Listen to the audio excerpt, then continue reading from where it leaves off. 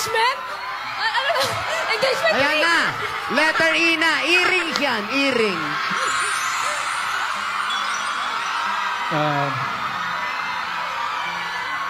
Teka lang, papawisan ako. Welcome back mga kalab. Ito na naman po ang inyong lingkod, si Mr. Destiny. At bago natin ituloy yung video na yan mga kalab, pag-uusapan po muna natin. Ito kasi mga kalab yung isa sa mga resibo at ebidensya na gusto ko pong sabihin at syempre ihayag po sa mga taong bitter po sa akin, sa mga taong kumbaga nagpapakalat ng hindi maganda at hindi nga po talaga kaaya-ayang impormasyon.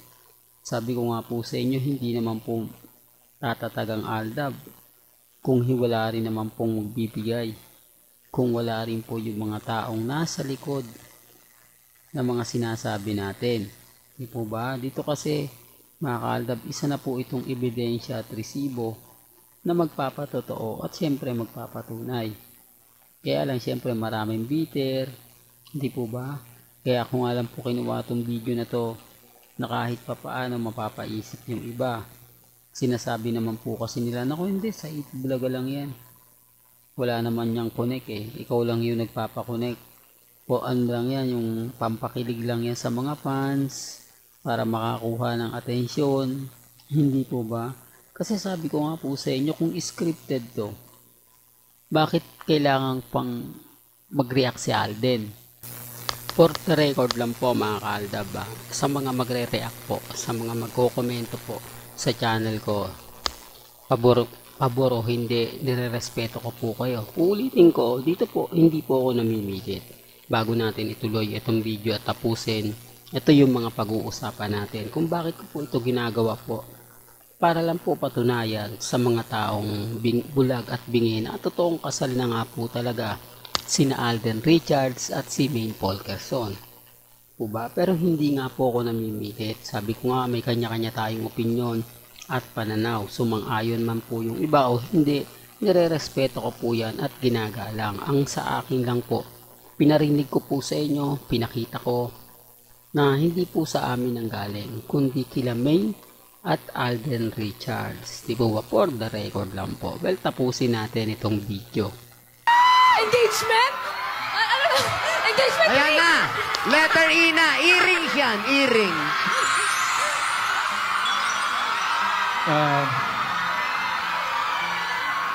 Teka lang, papawisan ako. Ano na yun, ilalabunan ko. Ito main. Itong letter E na to is for your eyes only. Well, bago natin ituloy, for your eyes only, ibig sabihin lang at yung binanggit ni Alden Richards, mga kaaltab, o yung sinabi ni Mengay, engagement, pero walang binabanggit si Alden. Di po ba ang sabi ni Jose, earrings, mga kaaltab. Doon pa lang po, parang may mali na doon pa lang po.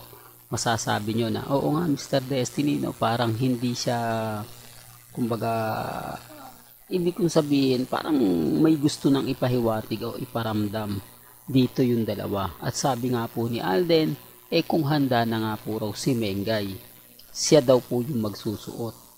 Hindi naman pwedeng hikaw yan, mga kalab.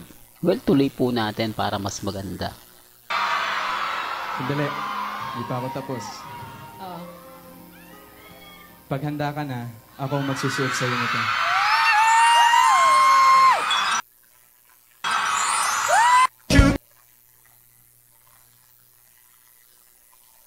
Doon pa lang po mga kaaldab, may mali na di po ba?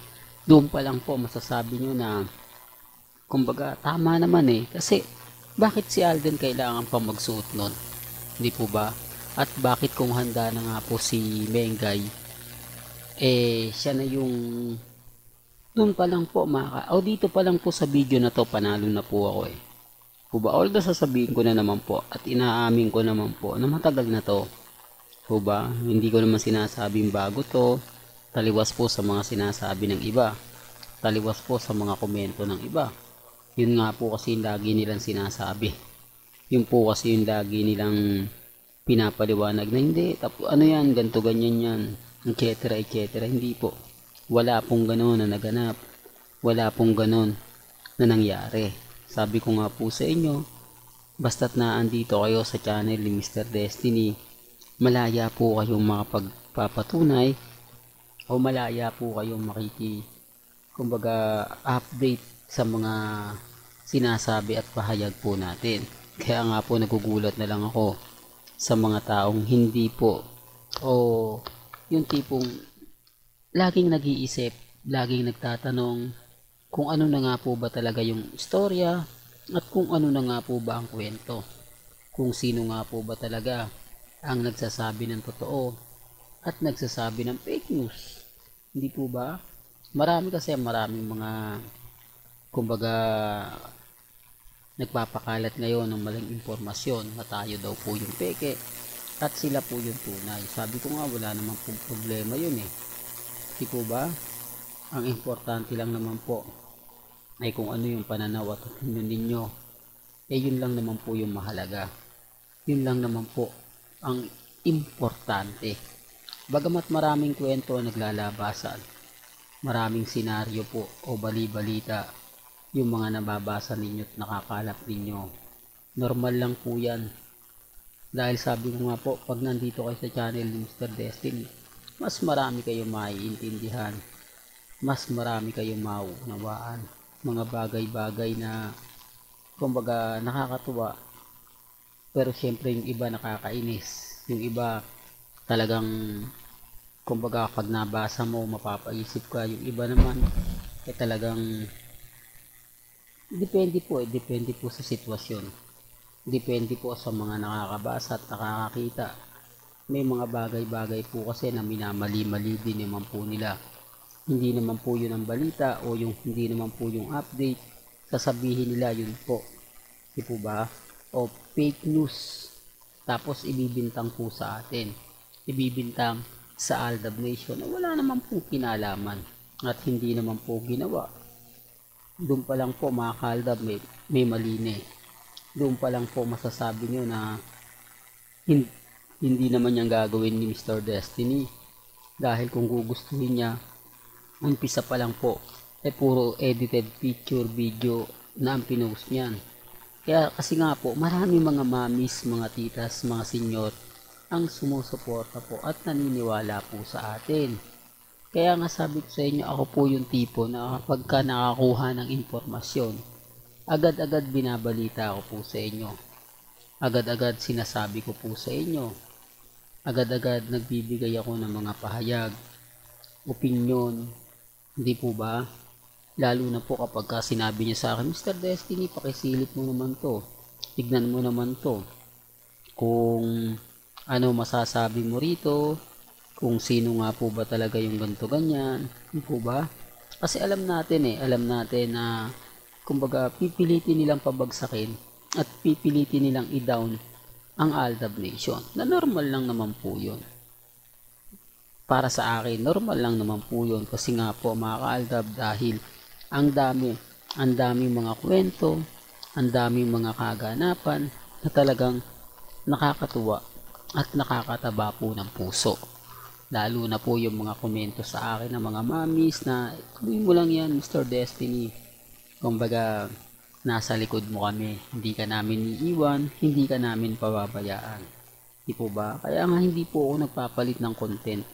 Kahit sabihin nila na bagsak na yung channel ko, konti na lang ang viewers ko, bakit naninindigan pa ako sa wala? Po ba? Wala naman daw po tayong mahihita, etc. etc. Po ba? Sinasabi ko lang po yung opinion ng iba. Binibigyan ko lang po kayo ng idea para mapaisip din po kayo kung bakit hanggang ngayon kampante at matatag si Mr. Destiny at hindi po nagbabago ng content. Dahil po sa mga mamis, mga titas, mga senyor na sumusuporta po at naniniwala po kay Mr. Destiny.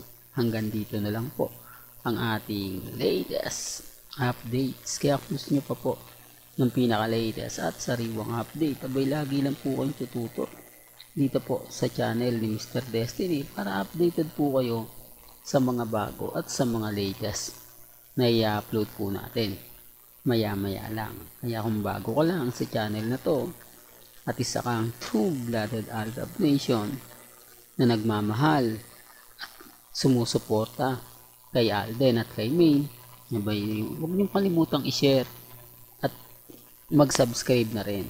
Hanggang sa muli, salamat po sa panonood at pakikinig.